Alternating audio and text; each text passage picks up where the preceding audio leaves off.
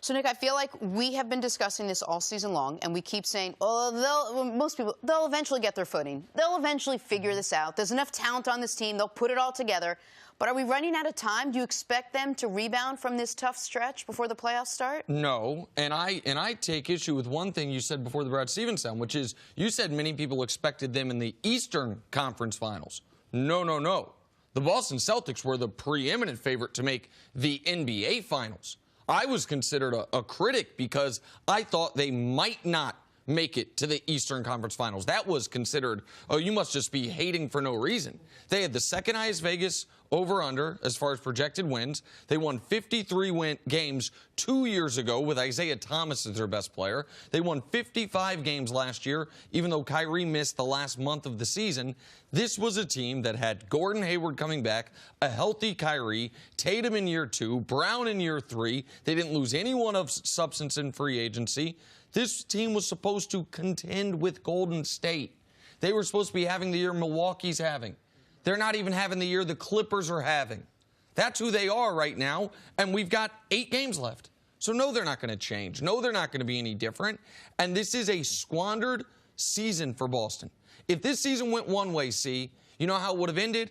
With Kyrie keeping his promise, signing a contract extension, a trip to the finals, probably a loss to Golden State, and a trade for Anthony Davis this summer. Yeah, I don't know if all those things are true, but the thing about the expectations, that's the reason why right now they have so many people doubting, because of expectations. But were those expectations realistic? Because we just thought with Brad Stevens, they have a huge coaching advantage. Got a new coach in Toronto, new coach in Milwaukee, and we felt like Boston with the 2 additional All-Stars, they were more talented. So they got a coaching advantage, they got talent. That's why people said, oh, they would be there. But once you start the season, they don't have no coaching advantage over Nurse. They don't have no coaching advantage over Coach Bud in Milwaukee. Like Brad Stevens had. You talking about the players.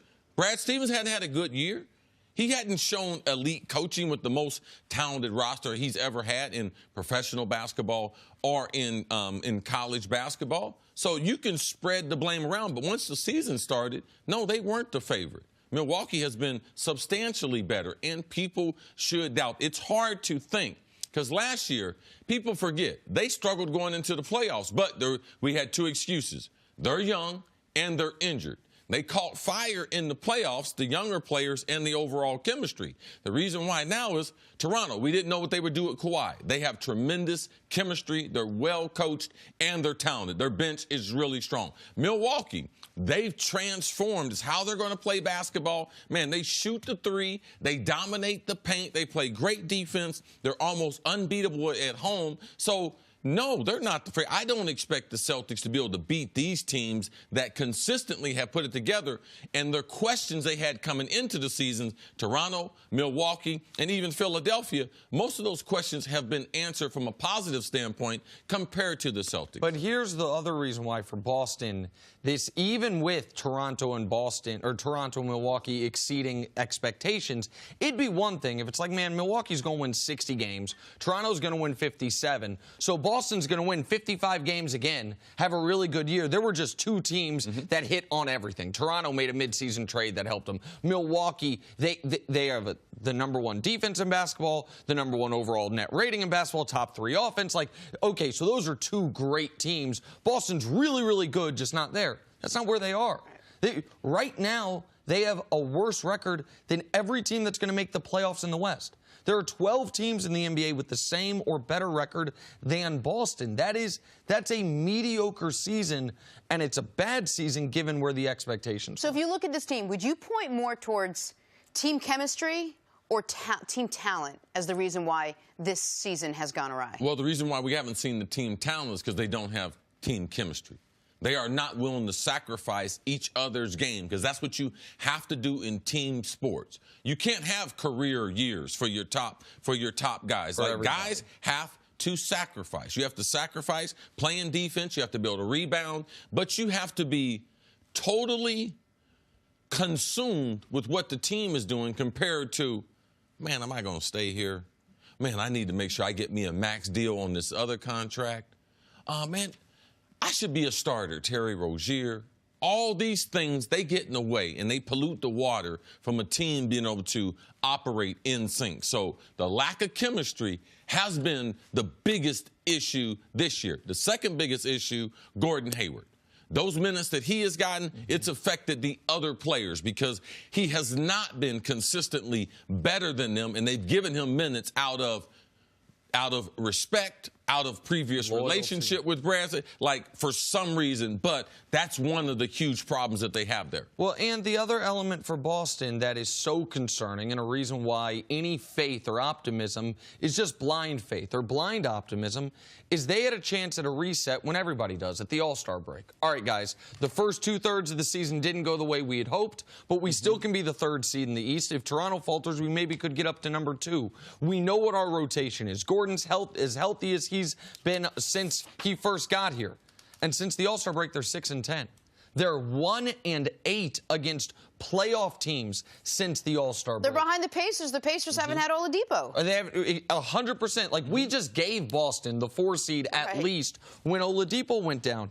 And the reason that I said it's the story is a squandered opportunity is maybe they would or wouldn't have been able to trade for Anthony Davis. But when Kyrie said, I'm going to stay in Boston in October, I do believe, and I believed at the time, that was his intention. Now, I thought things could change what his intention was. But the way to keep him there was to have a successful season. The way to keep him there was to reach expectations, have Kyrie be the leader of a really good team. Instead, it's gone the other way. And so now you would almost look at it and say, wait, what is the reason for Kyrie to stay? It's not as if you can make the argument, well, you're leaving a championship team. You really want to leave there to go to the Knicks when you... The Boston's not a championship team, and Milwaukee's not going anywhere. We don't know what's going to happen with Toronto and Kawhi. Philly, I would imagine, is only going to get better depending on if they can keep their free agents. Like, Boston went into this year as the favorite out east. They went into last year as the second favorite behind Cleveland. They will not go into next year as the first or second out east. That's jarring for a team that's been building towards this for a half-decade. This is the irony to it was, I mean, how good is a team if Kyrie's your best player? Because he's the best player now, just like he was in Cleveland before LeBron came back. They didn't win anything. Now, Kyrie, though, the reason why you can't put too much into that is because he's having a great year.